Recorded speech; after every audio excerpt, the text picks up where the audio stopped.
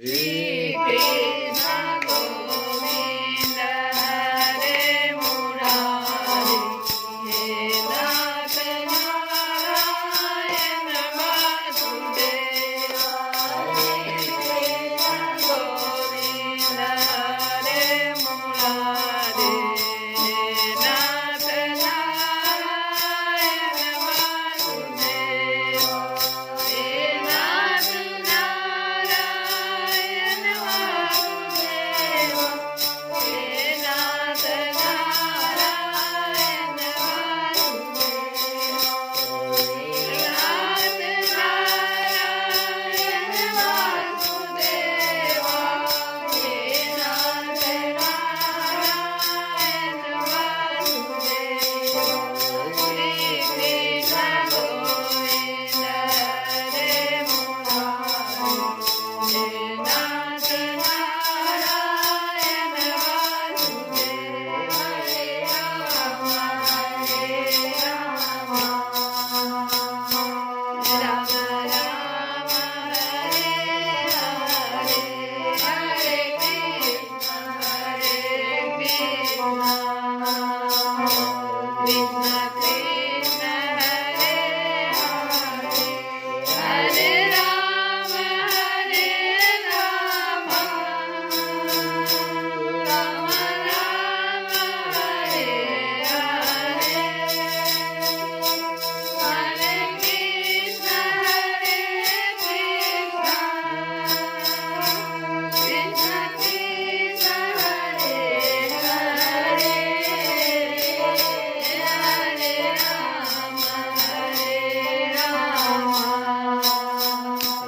राम राम हरे हरे, हरे कृष्ण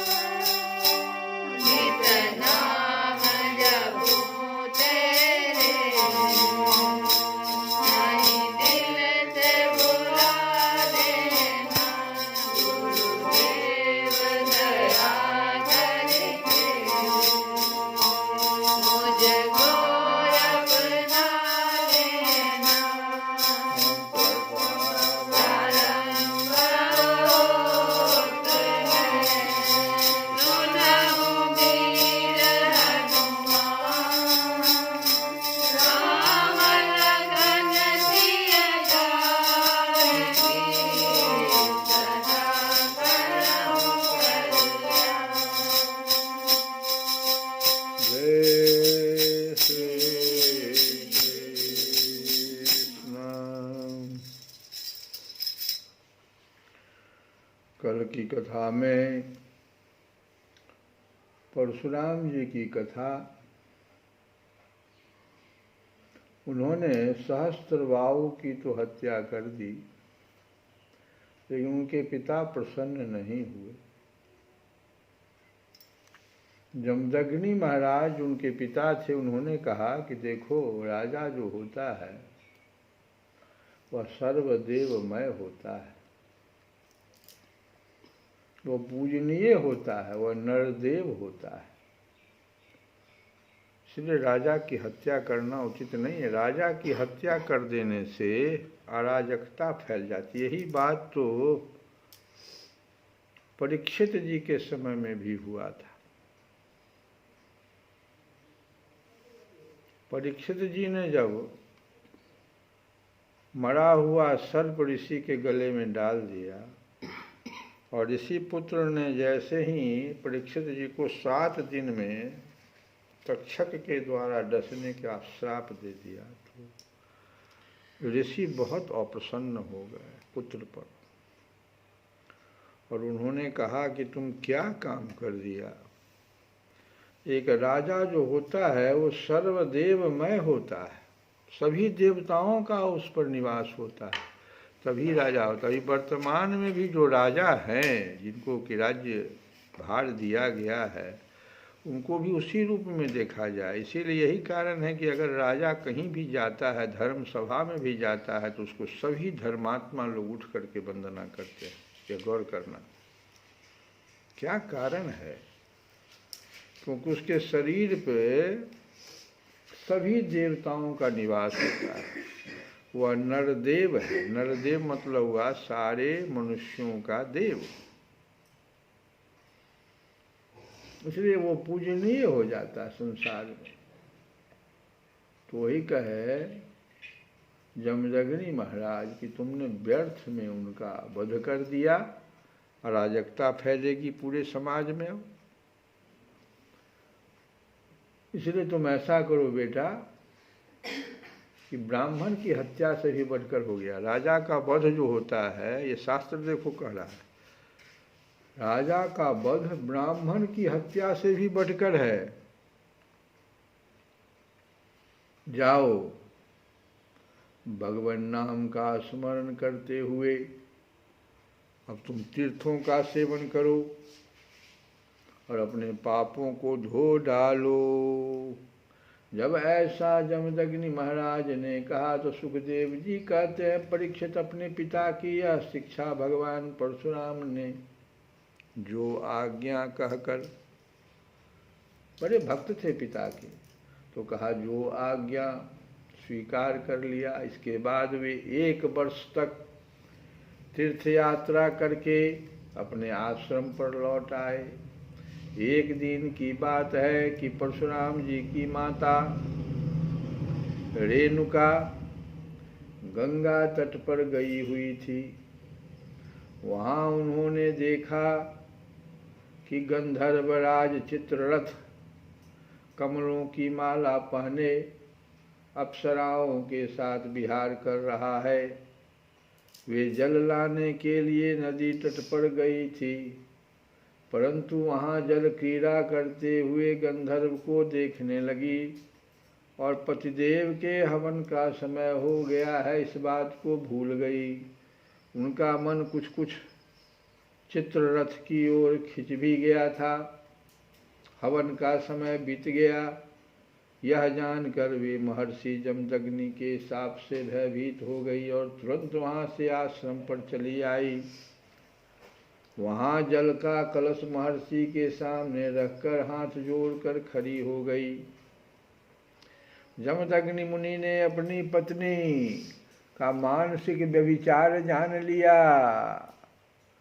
देखो फिर यहाँ पर एक सूत्र डाल दिया शास्त्र हमारा। यहाँ पर फिर एक सुख सुधा सागर शास्त्र जो है वो एक सूत्र डाल रहा है, जो हम परसों तरसों की कथा में भी गए थे कि मलुका पीठेश्वर जो भी है, उन्होंने कहा था कि नारी को नौकरी क्षेत्र में शास्त्र क्यों मना करता है। अब ये तो गई थी गंगा जल लाने, हवन का समय हो गया था, पति का जल लाने के लिए गई थी। क्या उनको पता था गंगा तट पर कि गंधर्व वहां पर कोई होगा, वो भी चित्ररथ के जैसा। गंधर्व जितने भी होते हैं बहुत सुंदर होते हैं, और इसलिए अप्सराएं उनके साथ रहती है। इससे पहले वाली कथा में हमने सुना कि उर्वशी किस प्रकार से गंधर्वों के साथ रहती थी, और पुरूरवा जब बहुत अनुनय विनय करने लगे उर्वशी से कि भाई मेरे साथ चलो, हम नहीं रह सकते तुम्हारे बिना, तो उर्वशी ने क्या जवाब दिया कि तू गंधर्व की स्तुति करो, ये जब तुम पर प्रसन्न होंगे तभी हम तुमको प्राप्त होंगे। तो ये गंधर्व और अप्सराओं के बीच में इस प्रकार का एक समन्वय बना हुआ है शास्त्रों के द्वारा। और उसी समय में ये जल लाने चली गई। गंधर्व लोग बहुत सुंदर होते हैं, अप्सराएं भी बहुत सुंदर होती है। अब उर्वशी के एक एक पुत्र को देखोगे तो आश्चर्य में पड़ जाओगे। वशिष्ठ जी का दूसरा जन्म हुआ था,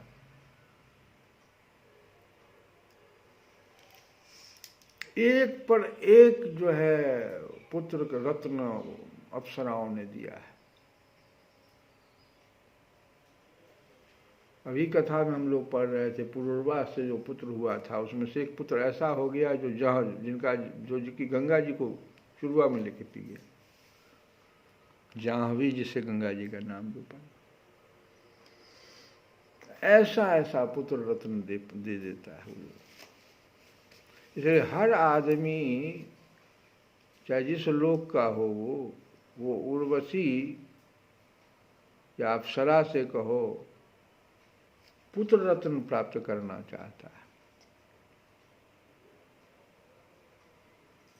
अब ये रेणुका गई वहां चित्ररथ को देख करके, साफ लिख रहा है उनका मन कुछ कुछ चित्ररथ की ओर खिंच गया था।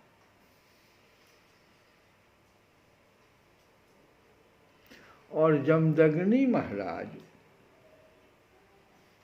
ये जो दैहिक दैविक भौतिक ताप जो है, जो 3 प्रकार के शरीर से हो, सूक्ष्म और स्थूल और कारण शरीर जो है, तो सूक्ष्म शरीर से जो होता है जिसको मानसिक व्यभिचार कहते हैं, इसको पकड़ लिया उन्होंने जमदग्नि महाराज ने। अपनी पत्नी का मानसिक व्यभिचार जान लिया। वो कुछ बोली नहीं थी लेकिन उन्होंने जान लिया और क्रोध करके कहा कि मेरे पुत्रों, अपने पुत्रों को कहा इस पापनी को मार डालो। परंतु उनके किसी भी पुत्र ने उनकी यह आज्ञा स्वीकार नहीं की। इसके बाद पिता की आज्ञा से परशुराम जी ने माता के साथ सब भाइयों को भी मार डाला। पिता ने ऐसा आज्ञा दे दिया कि तब इस परशुराम तुम क्या देख रहे हो, माता को तो मार ही डालो और इस सब जो मेरा बात नहीं माना इस सबको भी मार डालो। तो पिता की आज्ञा से परशुराम जी ने माता के साथ सब भाइयों को भी मार डाला। इसका कारण था वे अपने पिताजी के योग और तपस्या का प्रभाव भली भांति जानते थे। वो जानते थे कि जो पिता मुझे आज्ञा दे रहा है वह जीवित भी कर सकता है, इसलिए आज्ञा शिरोधार्य करना मेरा पहला कर्तव्य है। अपने पिता के योग बल को जानते थे परशुराम जी, तपस्या का प्रभाव जानते थे। परशुराम जी के इस काम से सत्यवती नंदन महर्षि जमदग्नि बहुत प्रसन्न हुए और उन्होंने कहा, बेटा तुम्हारी जो इच्छा हो वह मांग लो। परशुराम जी ने कहा, पिताजी मेरी माता और सब भाई जीवित हो जाएं तथा उन्हें इस बात की याद न रहे कि मैंने उन्हें मारा था। परशुराम जी के इस प्रकार कहते ही जैसे कोई सोकर उठे, सब के सब अनायास ही सकुशल उठ बैठे। परशुराम जी ने अपने पिताजी का तपोबल जानकर ही तो अपने सुहृदों का वध किया था। परीक्षित, सहस्त्रबाहु अर्जुन के जो लड़के परशुराम जी से हार कर भाग गए थे, उन्हें अपने पिता के वध की याद निरंतर बनी रहती थी। कहीं एक क्षण के लिए भी उन्हें चैन नहीं मिलता था। एक दिन की बात है, परशुराम जी अपने भाइयों के साथ आश्रम से बाहर वन की ओर गए हुए थे। यह अवसर पाकर बैर साधने के लिए सहस्त्रबाहु के लड़के वहां आ पहुंचे। उस समय महर्षि जमदग्नि अग्निशाला में बैठे हुए थे और अपनी समस्त वृत्तियों से पवित्र कीर्ति भगवान के ही चिंतन में मग्न हो रहे थे। उन्हें बाहर की कोई सुध न थी। उसी समय उन पापियों ने जमदग्नि ऋषि को मार डाला। उन्होंने पहले से ही ऐसा पापपूर्ण निश्चय कर रखा था। परशुराम की माता रेणुका बड़ी दीनता से उनसे प्रार्थना कर रही थी, परंतु उन सबों ने उनकी एक न सुनी। वे बलपूर्वक महर्षि जमदग्नि का सिर काट कर ले गए। परीक्षित, वास्तव में वे नीच क्षत्रिय अत्यंत क्रूर थे। सती रेणुका दुख और शोक से आतुर हो गई। वे अपने हाथों अपनी छाती और सिर पीट पीट कर जोर जोर से रोने लगी। परशुराम, बेटा परशुराम, शीघ्र आओ। परशुराम जी ने बहुत दूर से माता का हा राम यह करुण क्रंदन सुन लिया। वे बड़ी शीघ्रता से आश्रम पर आए और वहां आकर देखा कि पिताजी मार डाले गए हैं। परीक्षित, उस समय परशुराम जी को बड़ा दुख हुआ। साथ ही क्रोध और सहिष्णुता, मानसिक पीड़ा और शोक के वेग से वे अत्यंत मोहित हो गए। हाय पिताजी, आप तो बड़े महात्मा थे। पिताजी, आप तो धर्म के सच्चे पुजारी थे। आप हम लोगों को छोड़कर स्वर्ग चले गए। इस प्रकार विलाप कर उन्होंने पिता का शरीर तो भाइयों को सौंप दिया और स्वयं हाथ में फरसा उठाकर क्षत्रियों का संहार कर डालने का निश्चय कर लिया। उसी समय में सभी क्षत्रियों का संहार। परीक्षित, परशुराम जी ने महिष्मती नगरी में जाकर सहस्त्रबाहु अर्जुन के पुत्रों के सिरों से नगर के बीचों बीच एक बड़ा भारी पर्वत खड़ा कर दिया। सभी बच्चों को मार दिया, उसके अर्जुन के बच्चों को, और बीच में पर्वत हो गया। इतना सिर वहां लग गया। उस नगर की शोभा तो उन ब्रह्मघाती नीच क्षत्रियों के कारण ही नष्ट हो चुकी थी। उनके रक्त से एक बड़ी भयंकर नदी बह निकली, जिसे देखकर ब्राह्मण द्रोहियों का हृदय भय से कांप उठता था। भगवान ने देखा कि वर्तमान क्षत्रिय अत्याचारी हो गए, इसीलिए राजन उन्होंने अपने पिता के वध को निमित्त बनाकर 21 बार पृथ्वी को क्षत्रियहीन कर दिया और कुरुक्षेत्र के समंत पंचक में ऐसे ऐसे 5 तालाब बना दिए जो रक्त के जल से भरे हुए थे। इतनी हत्या किया उन्होंने कि तालाब 5 भर गए कुरुक्षेत्र के। परशुराम जी ने अपने पिताजी का सिर लाकर उनके घर से जोड़ दिया और यज्ञों द्वारा सर्वदेव में आत्मस्वरूप भगवान का यजन किया। यज्ञों में उन्होंने पूर्व दिशा होता को, दक्षिण दिशा ब्रह्मा को, पश्चिम दिशा अधर्वयु को और उत्तर दिशा सामगान करने वाले उद्गाता को दे दी। इसी प्रकार अग्निकोण आदि विदिशाएं ऋतुजों को दी, कश्यप जी को मध्य भूमि दी, उपद्रष्टा को आर्यावर्त दिया, साधु से सदस्यों को अन्य दिशाएं प्रदान कर दी। इसके बाद ज्ञात स्नान करके वे समस्त पापों से मुक्त हो गए और ब्रह्मा नदी सरस्वती के तट पर, जो ब्रह्मा नदी सरस्वती है उसके तट पर मेघ रहित सूर्य के समान शोभायमान हुए। महर्षि जमदग्नि को स्मृति रूप संकल्पमय शरीर की प्राप्ति हो गई। परशुराम जी से सम्मानित होकर वे सप्त ऋषियों के मंडल में 7वें ऋषि हो गए।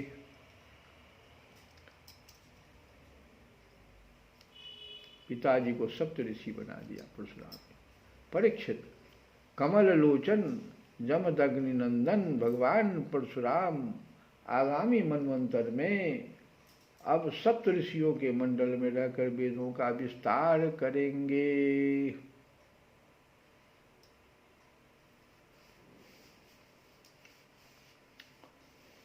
अभी तो परशुराम जी हैं इस मनवंतर में तो घूम ही रहे हैं, लेकिन अगले मनवंतर में वे सप्त ऋषि हो जाएंगे। वो भी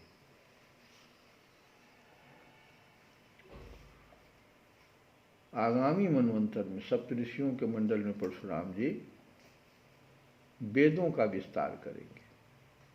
वे आज भी परशुराम जी किसी को किसी प्रकार का दंड न देते हुए शांत चित्त से महेंद्र पर्वत पर निवास कर रहे हैं।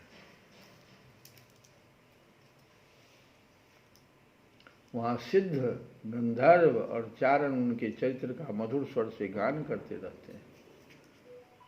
सर्वशक्तिमान विश्वात्मा भगवान श्री हरि ने इस प्रकार भृगुवंशियों में अवतार ग्रहण करके पृथ्वी के भारभूत राजाओं का बहुत बार वध किया। महाराज गाध के पुत्र हुए प्रज्वलित अग्नि के समान परम तेजस्वी विश्वामित्र जी, ये गाधी तनय मन चिंता व्याप, ये गाधी के पुत्र थे विश्वामित्र। विश्वामित्र कौन थे? गाधी। महाराज गाधी के पुत्र हुए प्रज्वलित अग्नि के समान परम तेजस्वी विश्वामित्र जी, उन्होंने अपने तपोबल से क्षत्रियत्व का त्याग करके ब्रह्म तेज प्राप्त कर लिया। परीक्षित और विश्वामित्र जी के 100 पुत्र थे, उनमें बिचले पुत्र का नाम था, जो बिचला पुत्र था उसका नाम था मधुछंदा। इसलिए सभी पुत्र मधुछंदा के ही नाम से विख्यात हुए।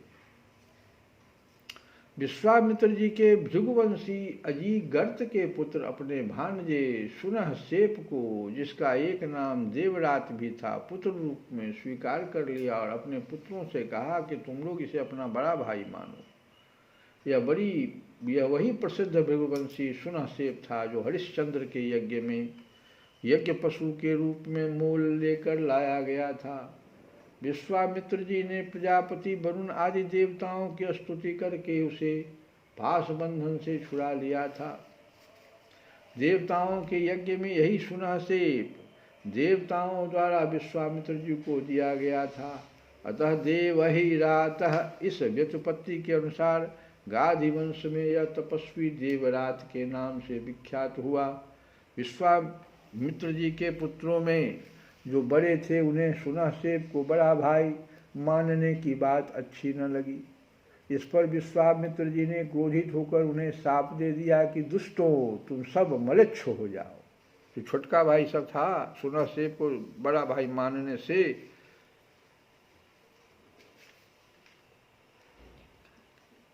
कहता था हम नहीं मानेंगे। पर इस पर विश्वामित्र जी ने श्राप दे दिया छोटका सबको, कहा कि जाओ तुम लोग मलेच्छ हो जाओ। इस प्रकार जब 49 भाई मलेच्छ हो गए, तब विश्वामित्र जी के बिचले पुत्र मधुछंदा ने अपने से छोटे 50 भाइयों के साथ कहा, पिताजी आप हम लोगों को जो आज्ञा करते हैं हम उसका पालन करने के लिए तैयार हैं। यह कहकर मधुछंदा ने मंत्रदृष्टा सुनहसेप को बड़ा भाई स्वीकार कर लिया और कहा कि हम सब तुम्हारे अनुयायी छोटे भाई हैं। तब विश्वामित्र जी ने अपने इन आज्ञाकारी पुत्रों से कहा, तुम लोगों ने मेरी बात मानकर मेरे सम्मान की रक्षा की है, इसलिए तुम लोगों जैसे सुपुत्र प्राप्त करके मैं धन्य हुआ। मैं तुम्हें आशीर्वाद देता हूँ कि तुम्हें भी सुपुत्र प्राप्त होंगे। मेरे प्यारे पुत्रों, यह देवरात जो है सुनहसेप भी तुम्हारे ही गोत्र का है, तुम लोग इसकी आज्ञा में रहना।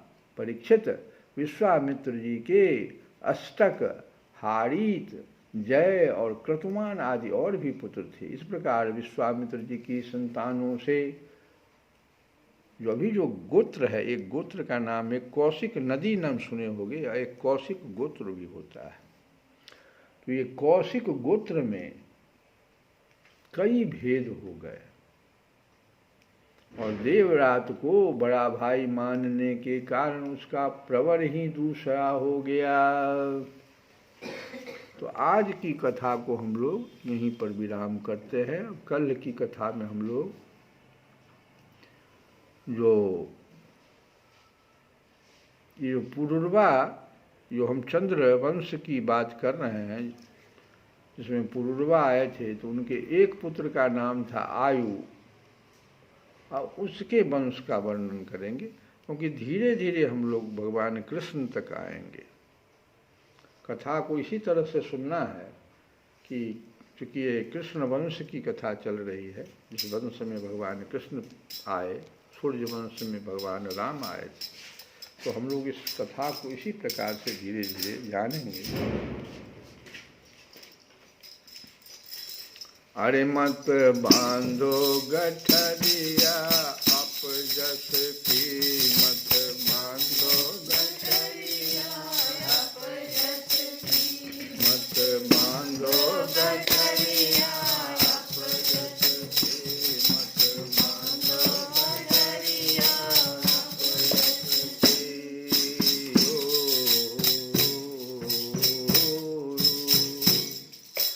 यो संसार बादल की छाया, यो संसार बादल की छाया, यो संसार बादल की छाया।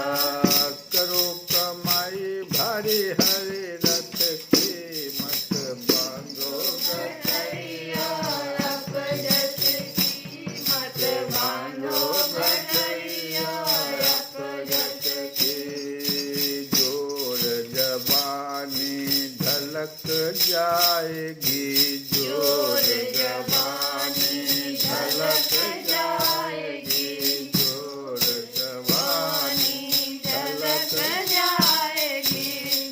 बाल अवस्था तेरी दिन दस की, मत बांधो गठरिया अपजस की, मत बांधो गठरिया अपजस की। तो धर्म दोस्त जब फांसी डारे, धर्म दोस्त जब फांसी डारे, खबर लेवे थारे नस नस की, मत बांधो गठरिया अपजस की, मत बांधो गठरिया अपजस की, मत बांधो गठरिया अपजस की। कहत कबीर,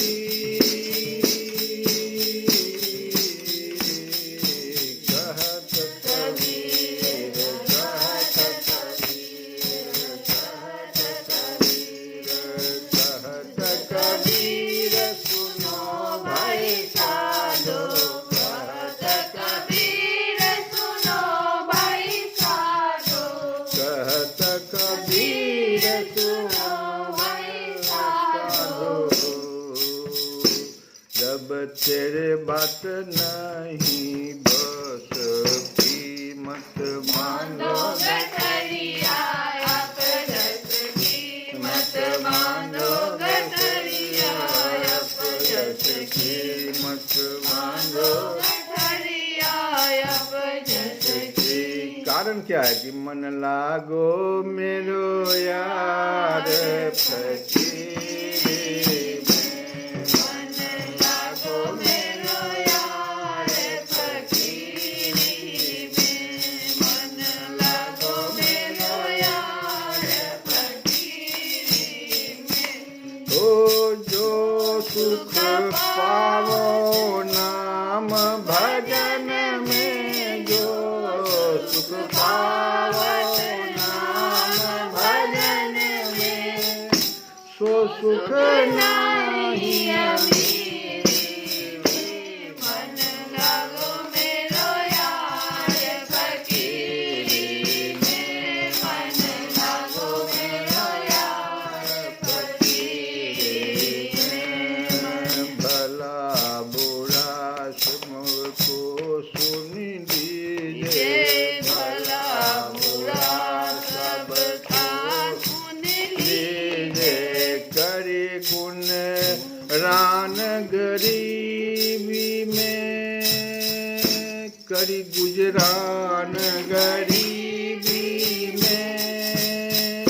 प्रेम नगर में रहनी हमारी, प्रेम नगर में रहनी हमारे। भली बनियाई सबूरी में, मन लागो मेरो यार फकीरी में। मन लागो मेरो यार फकीरी में। हाथ में पूरी बगल में सोटा, हाथ में पूरी बगल में सोटा। चारों दिशा जगीरी में। आखिर यह तन खाक मिलेगा, खाक मिलेगा। कहाँ फिरत मगरोरे में। मन लागो मेरो यार फकीरी में। मन लागो मेरो यार फकीरी में। कहत कबीर सुनो भाई साधो, कहत कबीर सुनो भाई साधो। साहिब मिल सबूरे में। मन लागो मेरो यार फकीरी में। मन लागो मेरो यार फकीरी में। श्री कृष्ण गोविंद हरे हरे मुरारे, हे नाथ नारायण वासुदेव।